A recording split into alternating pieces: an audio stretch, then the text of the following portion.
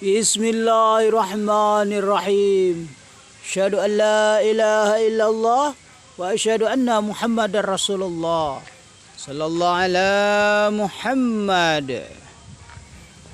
Assalamualaikum warahmatullahi wabarakatuh.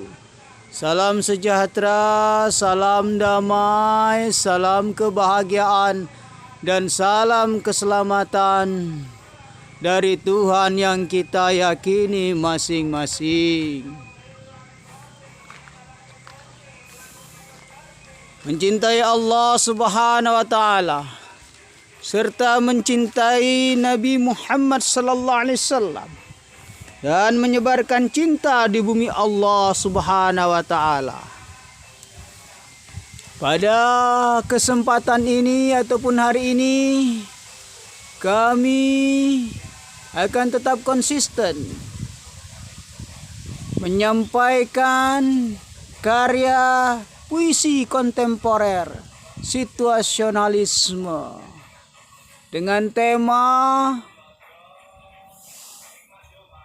Malam Seribu Puisi menuju kudeta sipil tak berdarah untuk melengsarkan kursi kepresidenan Prabowo Subianto.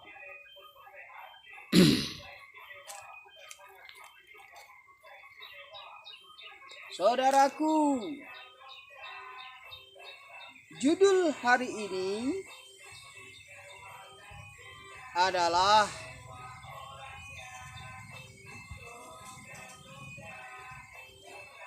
marahnya rakyat Indonesia. Ya, hari ini judulnya adalah marahnya rakyat Indonesia. Apakah engkau mengetahui, wahai Tuan Presiden, rakyat Indonesia saat sekarang ini sedang marah. Marah kepada presiden yang berkuasa ataupun yang memerintah saat ini. Rakyat Indonesia sedang gelisah. Gelisah karena presiden yang memimpin saat ini adalah presiden yang tidak memiliki kepala. Dia hanya menggunakan tangan dan kaki saja dalam menggerakkan sistem pemerintahan yang ada. Sementara kepalanya tidak ada.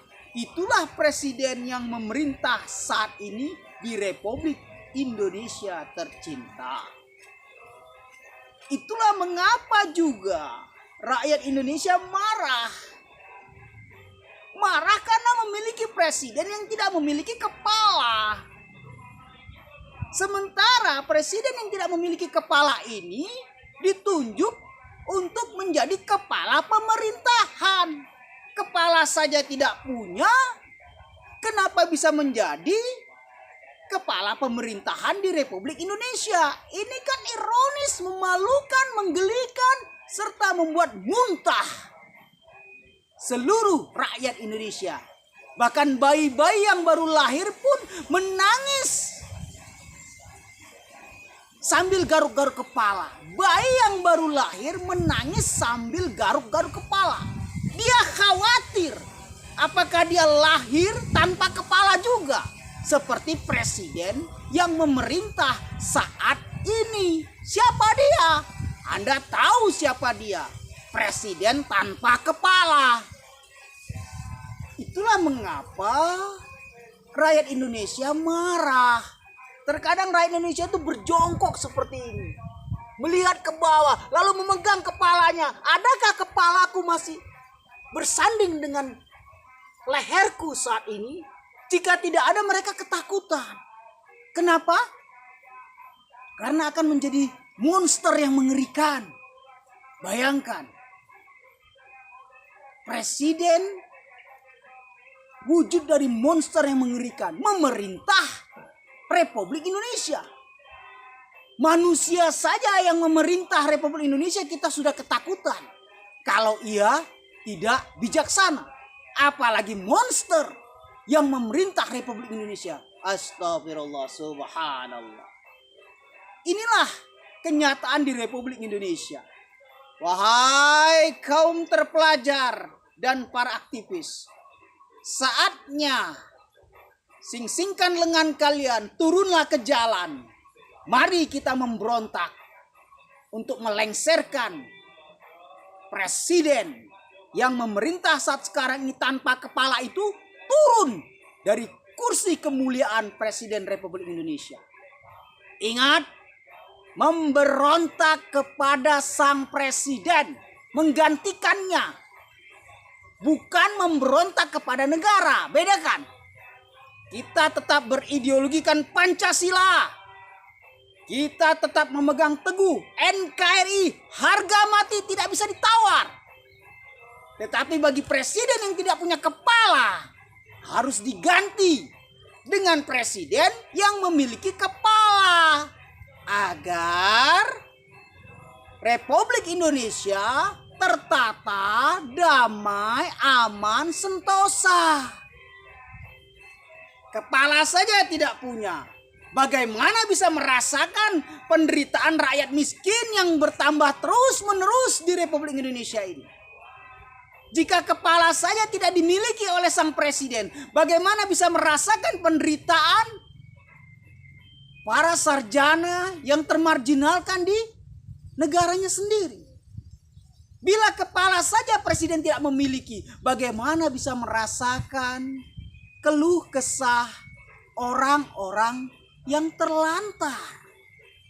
Subhanallah, astagfirullah. Cacat hukum, ya.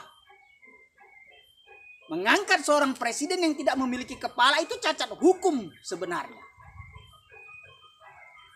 Oh, rupanya ada sang pembela yang mengatakan melihat presiden yang sekarang memiliki kepala. Sang pembela rupanya sama-sama tidak memiliki kepala. Jika sama-sama tidak memiliki kepala, otomatis ya membela. Sedangkan yang memiliki kepala tidak akan membela. Uang jelas-jelas presidennya sekarang berjalan tanpa kepala. Kalau memiliki kepala Presiden Republik Indonesia sekarang, tidak mungkin negara kita seperti ini. Lelucon di internasional, ditertawakan di dunia internasional. Gayanya bak pendamai dunia. Ngomong saja tak becus. Selalu ngumpet di ketek si Trump, Presiden AS yang banci itu. Sama Iran saja kalah. Masih mengeluh-elukan, masih mengidolakan Trump, Donald Trump. Namanya saja Donald Trump.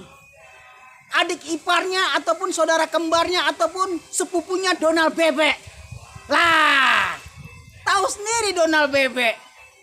Nah, presiden kita mengidolakan si Donald Trump alias satu keluarga, satu marga dengan Donald Bebek.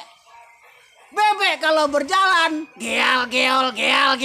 Begitulah Presiden Republik Indonesia ini.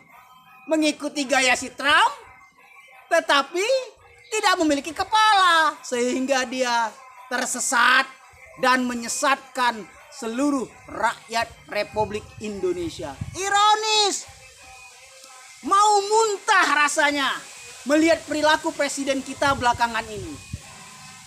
Tidak bisa tidur mendengar berita-berita yang aneh tentang presiden kita belakangan ini. Makan pun tidak enak. Karena presiden kita yang memerintah saat sekarang ini presiden kita tanpa kepala. Presiden tanpa kepala, apa layak menjadi seorang presiden? Turunkan segera. Jatuhkan segera. Lengserkan segera. Agar dia turun dari kursi kepresidenannya. Subhanallah, astagfirullah.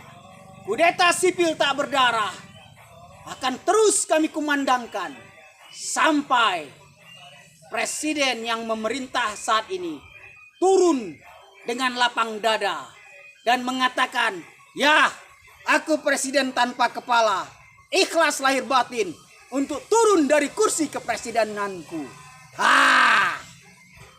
Itulah tekad kami, rakyat Indonesia. Kita sudah sentil 3.500 kali. Al-akhir, untuk seluruh rakyat Republik Indonesia, ingatlah, kita memegang kekuasaan tertinggi di Republik Indonesia ini. Rakyat memegang kekuasaan tertinggi di Republik Indonesia ini. Kedaulatan rakyat tidak bisa diganggu-gugat.